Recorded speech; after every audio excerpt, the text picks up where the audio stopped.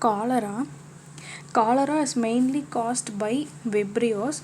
The Vibrios are curved gram-negative bacilli, and Robert Koch had isolated the organism Vibrio in 1886, and he had named it as Comma bacillus due to its curved or comma-shaped appearance. And the Vibrios natural habitat is the marine environments like sea water and seafood, and surface waters, a river and sewage. So there are several species of Vibrios that infect the man, but among those species of Vibrio cholerae is the most dangerous one. The Vibrio cholerae causes devastating acute diarrheal disease called as cholera, and this cholera is responsible for 7 global pandemics and several epidemics over the past 200 years. So classification of Vibrios. So cholera is mainly caused by the Vibrios. So classification of Vibrios. So the Vibrios are classified based on salt requirement and based on Gardner and Mengetram classification. And there is also one more type called as zero grouping, and there is also one more type called as bio grouping.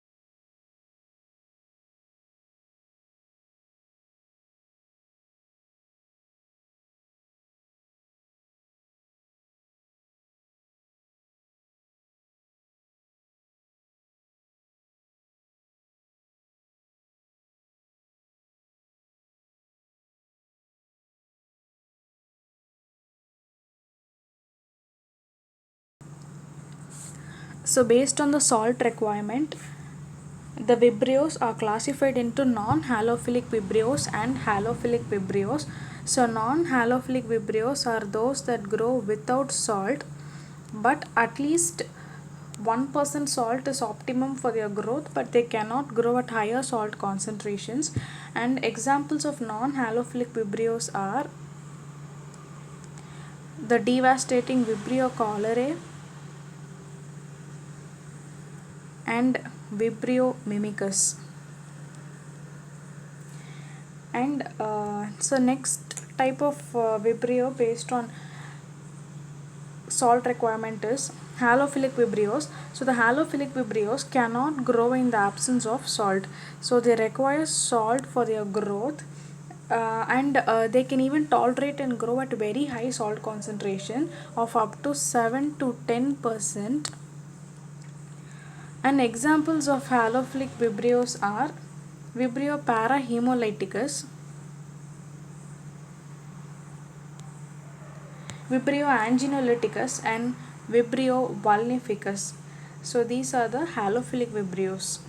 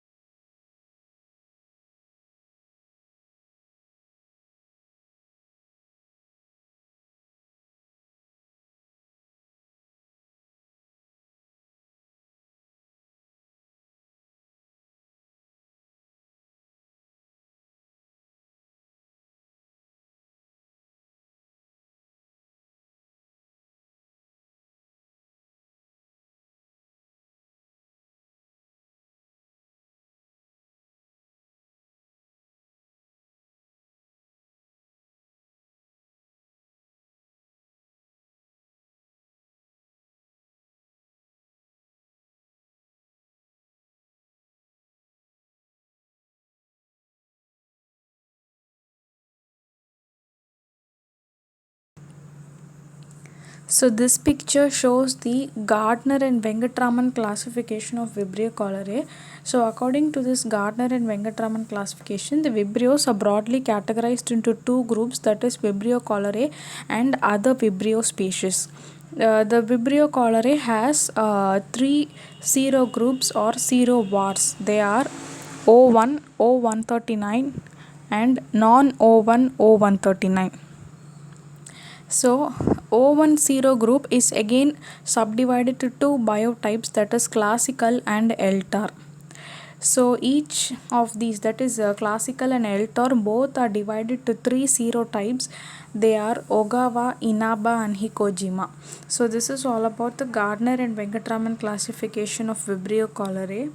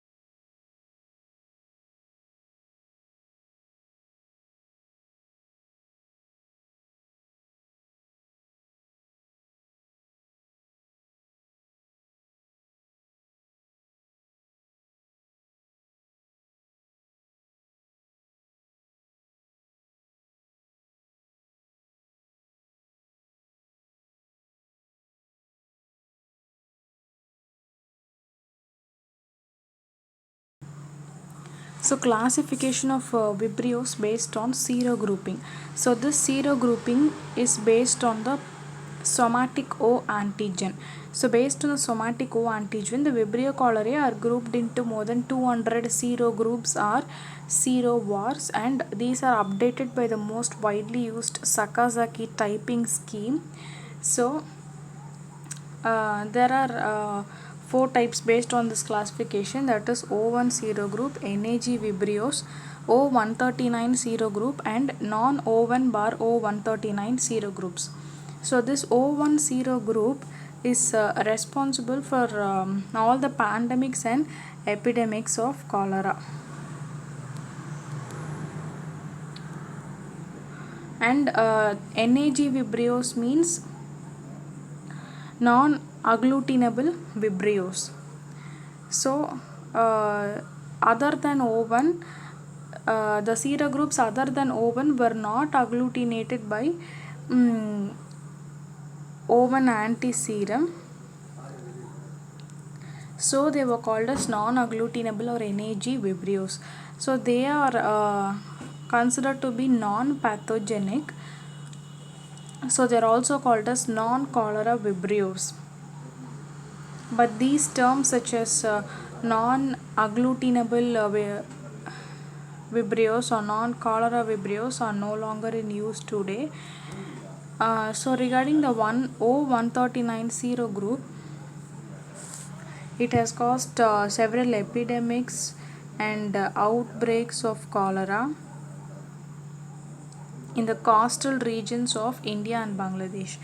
So non-O1 bar O139 serogroups, so they have occasionally caused sporadic outbreaks of diarrhea and extraintestinal manifestations, but they have not caused any epidemic so far. So non-oven serogroups have not caused epidemic cholera so far.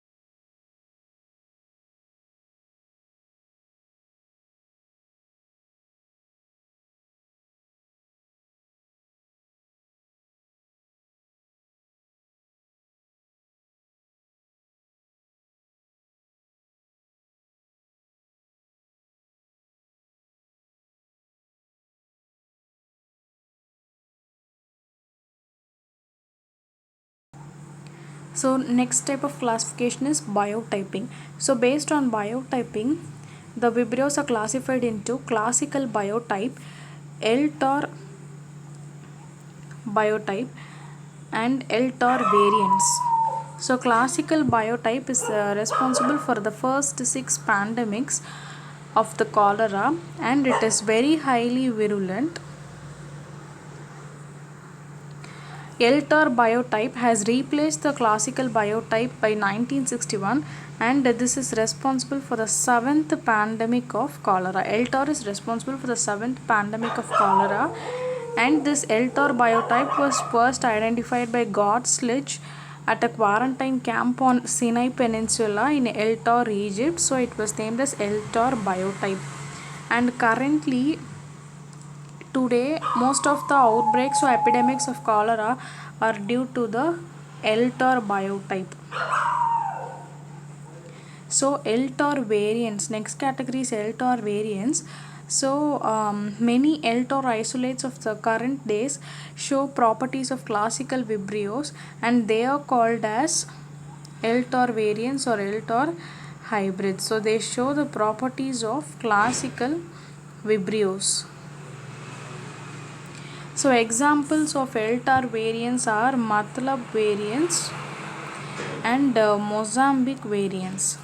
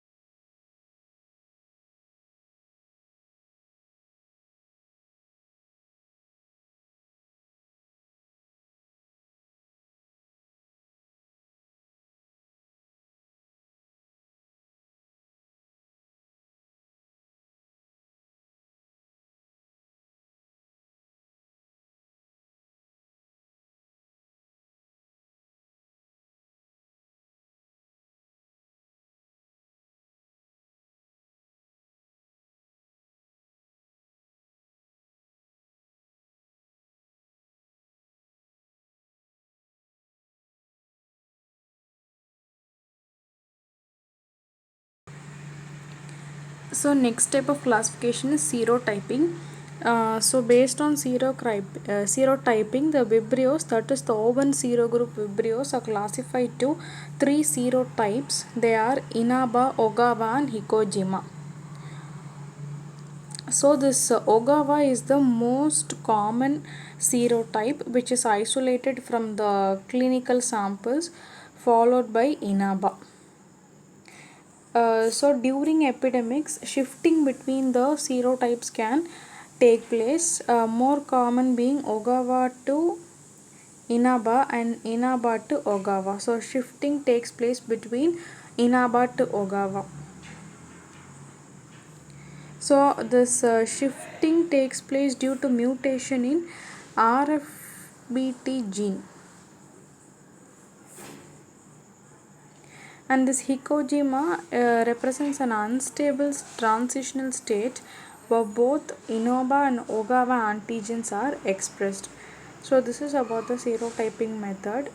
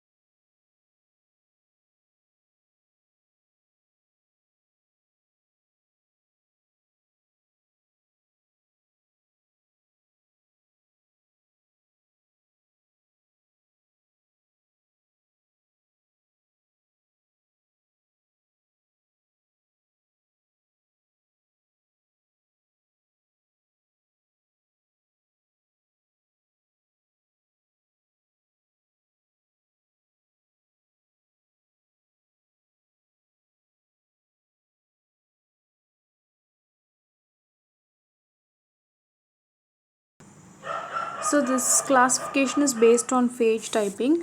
So based on phage typing, they are classified into Basu and Mukherjee phage. So this there are many other phage typing methods, but